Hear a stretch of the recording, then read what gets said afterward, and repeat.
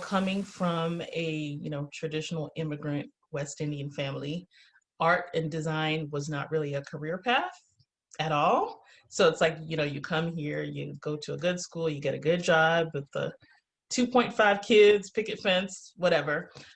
So that's sort of the path I was going down.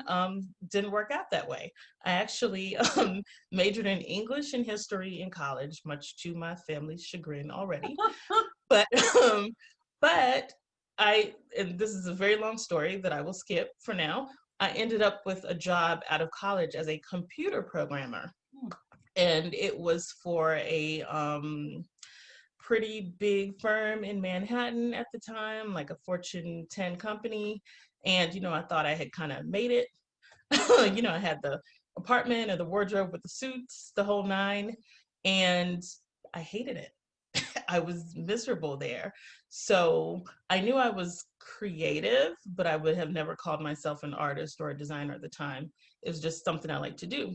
So on a whim, just as an outlet for my job, I took this 3-day class at FIT, the Fashion Institute of Technology. It was like an intro to fashion design class. So went to the first class and, I liked it. It was cool. Went to the second class and the instructor told us that if we wanted to work in this industry, we'd have to send our designs to China to get made and so on and so forth. And I was like, okay, China. So that's like human rights violations, sweatshops, child labor, all these horrible things, which I know now that there are other types of factories in China. But at the time, that's what I thought. And it was just completely against my principles. So I was like, I don't want to have anything to do with this industry. So fast forward maybe 12 years later, I'm in another job that I really don't like, and I'm doodling on everything again. And I start finding out, I start learning about ethical fashion and that there are companies that actually, treat employees well and use sustainable fabrics and things like that, which is great.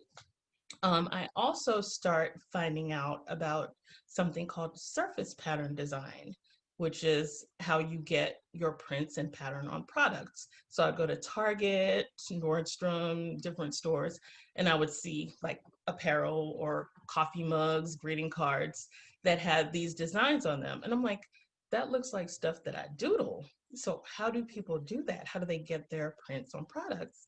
So started doing my research, went to some trade shows, found out about art licensing. And I was like, oh, this might be something I can do. And that's sort of how I got started. And so what products do you make? Where's your work? What's it on? So I'm wearing it right now. My website is primarily apparel and home decor. So I have an activewear line, which is probably our most popular line.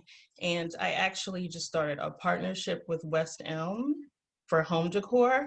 So we have a completely black and white collection of ethical and sustainable home decor. So table runners, throw pillows, and tea towels.